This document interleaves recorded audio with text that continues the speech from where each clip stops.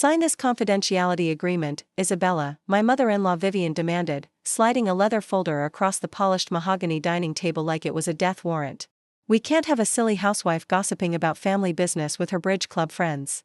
I stared at the 23-page document in front of me, my coffee growing cold in the Waterford crystal cup beside the folder, and made a decision that would change everything.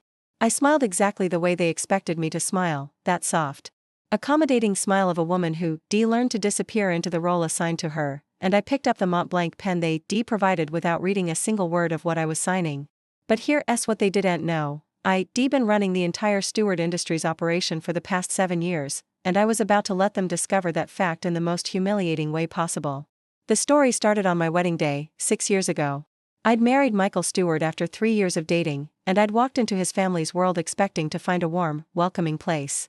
What I found instead was a dynasty built on outdated assumptions about women, money, and power. Michael's father, Robert Stewart, had built Stewart Industries into a $4.2 billion manufacturing and logistics company over 40 years. His 3 sons, Michael, Charles, and David, were all positioned to inherit significant stakes in the business. Michael, the middle son, held the official title of Chief Operating Officer. Charles ran the European divisions. David managed the financial portfolios. What nobody knew was that Michael had spent 2 decades slowly developing severe anxiety and depression. He'd hidden it from his family, hidden it from his colleagues, and initially hidden it from me. But 6 months into our marriage, he suffered a breakdown so profound that he couldn't get out of bed for 3 weeks. His psychiatrist recommended medical leave. The family called it weakness. Robert Stewart refused to acknowledge his son's mental health crisis. In his worldview, men worked, and they worked through pain. Stoicism wasn't a choice, it was a requirement. Michael's admission that he was struggling felt to his father like a betrayal of the Stewart family legacy. "If you can't handle the pressure, you shouldn't have a position of responsibility," Robert had said to Michael during one of their conversations, which really meant Robert lecturing and Michael listening while his hands shook with anxiety. Michael asked me if I would help. Not officially, he knew his family would never agree to that. But privately. He'd ask me to sit in on calls with him, to take notes, to help him organize his thoughts. Then, gradually, the calls stopped being with him and started being for him. He'd hand me his laptop and say, "Can you just handle this?" And I would. I was a Yale-educated business analyst before I married Michael. I'd worked at Deloitte for 4 years, handled complex financial systems, managed teams of 12. I'd voluntarily left that career when Michael and I had our first child, because he asked me to, because he said he needed support at home, because the Stewart family culture made it clear that ambitious women were seen as threats to ambitious men. So I became what they expected, a wife. A mother. Someone who smiled at charity galas and wore the right designer clothes and pretended that my MBA was something I'd achieved in the distant past and shouldn't think too much about anymore. But in the privacy of our home, I was running a $4.2 billion company. It started small. I'd help Michael with quarterly reports. Then I was helping him with strategic planning. Then I was essentially making all the strategic decisions and he was just providing his signature on the documents. When Robert started complaining about quarterly earnings, Michael, with my encouragement, suggested that I develop a new cost management system. "My wife has an idea about logistics optimization," Michael told his father during a board meeting. Robert had laughed. Actually laughed. "Your wife? What does your wife know about logistics?" "More than I do," Michael had admitted, and to his credit, I'd loved him for that honesty. I'd implemented the system anyway, working through Michael's position as COO. Within 6 months, the company had improved efficiency by 34%, saving $87 million annually. Nobody asked me about it. They credited Michael. Michael knew the truth. And I knew that he was grateful not to have to do the work that was killing him. Over the next 7 years, I essentially became the operational backbone of Stewart Industries. I redesigned supply chains. I restructured the European divisions to address Charles's management failures. He was promoted to his position solely because he was a Stewart man, not because he had any actual competence. I identified which of David's investment strategies were based on outdated market analysis. I built systems. I fixed problems.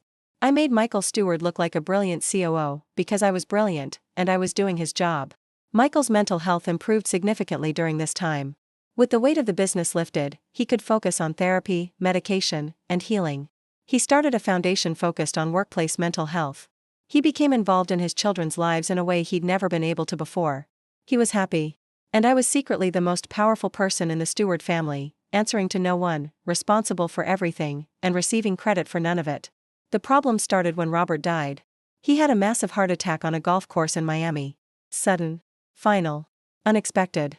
And his will revealed something shocking. He'd left his stake in the company to a trust, which meant the board would need to elect a new chairman. The family gathered in the same dining room where this story begins, and Robert's widow, Vivian, the matriarch, decided that the time had come to protect the family interests. Which meant making sure I understood my place. "We can't have a silly housewife gossiping about family business with her bridge club friends," Vivian had said, sliding that NDA across the table with what I can only describe as premeditated cruelty. She knew I hadn't worked outside the home in 6 years. She knew that the family narrative had completely erased my professional background. She knew that framing me as a gossiping housewife was designed to be maximum humiliation delivered with the veneer of practical concern. I signed the document without reading it because I wanted her to think she'd won. I wanted her to believe that she'd successfully intimidated me into silence and submission. I wanted her to feel secure in her assumption that I was exactly what she described, a silly housewife playing dress-up in her husband's professional life. I signed that NDA because I knew that within 3 weeks, it would become the least of my concerns. What nobody had anticipated was that the board of directors would need to conduct a comprehensive audit before selecting a new chairman. They needed to understand the company's current operational state, its vulnerabilities, its strengths. And that meant they needed access to the person who actually understood how all of the systems worked. 2 weeks after signing the NDA, the company's external auditor, a woman named Dr. Patricia Chen from Ernst & Young, showed up at the Stewart Industries headquarters asking to speak with the person responsible for operational strategy and day-to-day management decisions. Michael immediately panicked. "They're asking for whoever designed the logistics restructuring," Michael told me that night, his voice shaking with old anxiety returning. "The auditor specifically wants to understand the supply chain optimization." "I don't. I can't explain it. You know that. You designed it." "Tell them I designed it," I said quietly. "I can't do that. My family." "Michael, your father is dead. Your mother is about to have a complete breakdown when she realizes that the company she thinks her sons are running has actually been running by their sister-in-law. And the auditor needs answers. So we're going to go meet with the auditor, and you're going to tell her the truth." The meeting with Dr. Chen was scheduled for Monday morning in the executive conference room. Michael was pale and trembling. I wore a navy Hugo Boss suit that I'd kept in a storage box since 2016, and I carried a leather portfolio containing 7 years' worth of documentation proving every decision I made, every system I designed, every strategic initiative I'd implemented. Dr. Chen looked at me, then at Michael, then back at me with genuine curiosity. "So you're saying that Ms. Stewart," she glanced at her notes, "Isabella, you've been serving as the de facto chief operations officer for 7 years?" "I have," I said. "And the board doesn't know?" "The board thinks Michael is the COO," I corrected. "Michael holds the title. I hold the responsibility." Dr. Chen set down her pen. "That's highly irregular. May I ask why? If you've been performing the work, why not have the official position?" I could have given her a complicated answer.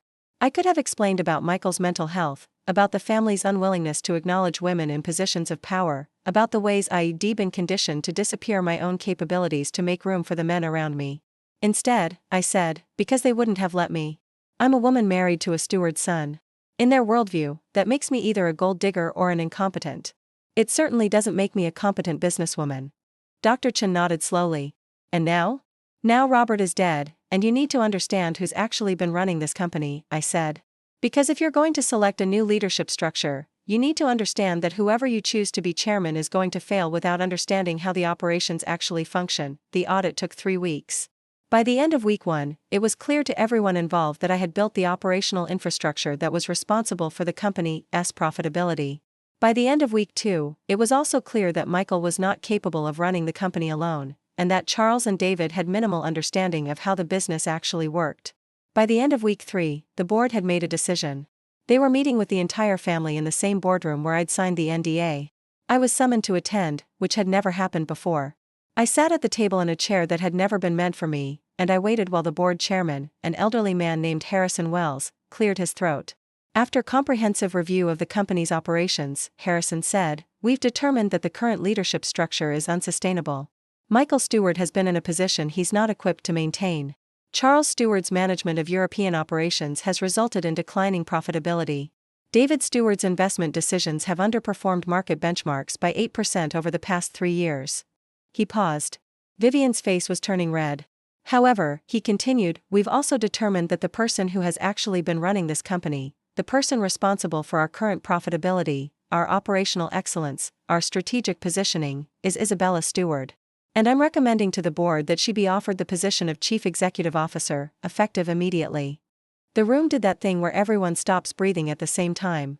"Absolutely not," Vivian said, standing up. "She's a woman. She's never held an official position in this company. She's a housewife.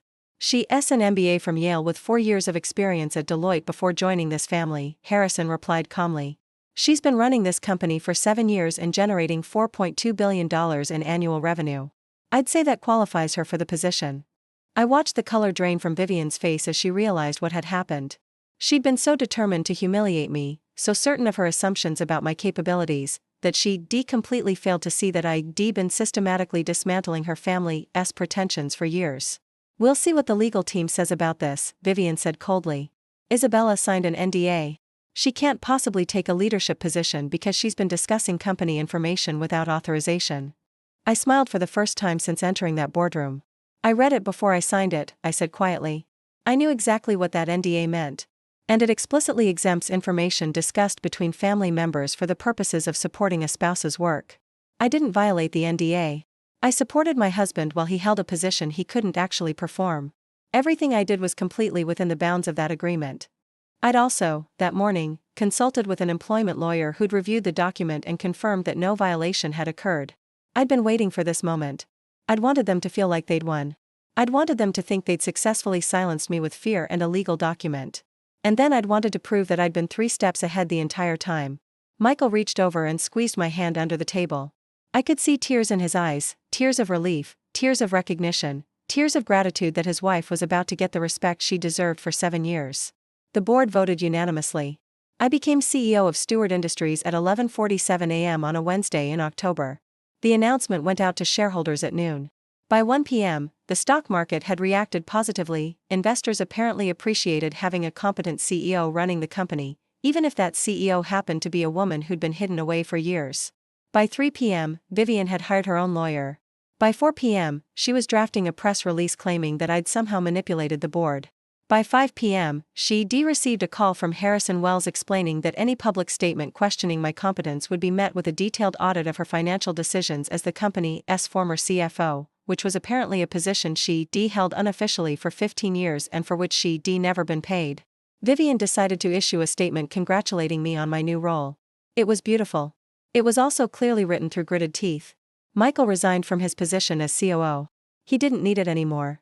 He'd never needed it. What he'd needed was his wife's support, and he'd received that, and now he was free to live his life without the weight of pretending to be something he wasn't. Charles and David both tendered resignations within a week.